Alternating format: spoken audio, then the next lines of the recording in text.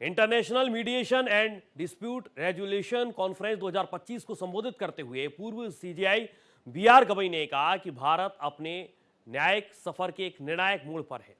उन्होंने कहा कि मीडिएशन न्याय प्रणाली का एक मजबूत समानांतर और इंसानी मूल्यों पर आधारित मॉडल बनकर उभर रहा है।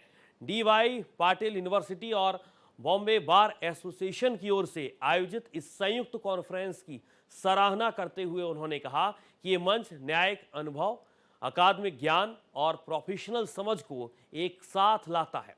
जस्टिस गवई ने मीडिएशन के कानूनी विकास पर प्रकाश डालते हुए कहा कि section 89 CPC, commercial courts act और अब मीडिएशन एक्ट 2023 ने इसे विवाद समाधान के एक पूर्ण और स्वतंत्र सिस्टम में बदल दिया है। इस नए कानून ने इंस्टीट्यूशनल मीडिएशन, कम्युनिटी मॉडल और सेटलमेंट के प्रवर्तन के लिए स्पष्ट ढांचा प्रदान किया है। उन्होंने ऑनलाइन डिस्प्यूट रेजुलेशन ओडीआर को हाल के वर्षों का सबसे बड़ा बदलाव बताया है।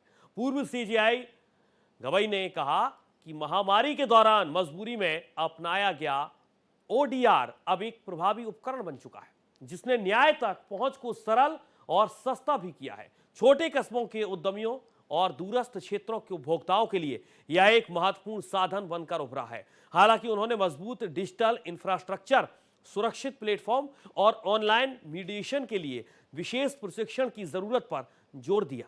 जस्टिस गवई ने मेड आर्म जैसे हाइब्रिड मॉडल को जटिल विवादों के समाधान के लिए उपयोगी भी बताया, क्योंकि ये फ्लेक्सिबिलिटी और फाइनलिटी होते हैं।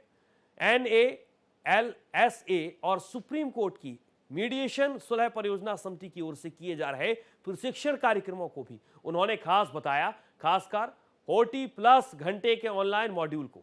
उन्होंने कहा, भारत की विविध भाषाई और सामाजिक संरचना को देखते हुए मीडिएशन तभी सफल होगा जब स्थानीय भाषाओं में और जमीनी स्तर पर उपलब्ध हो।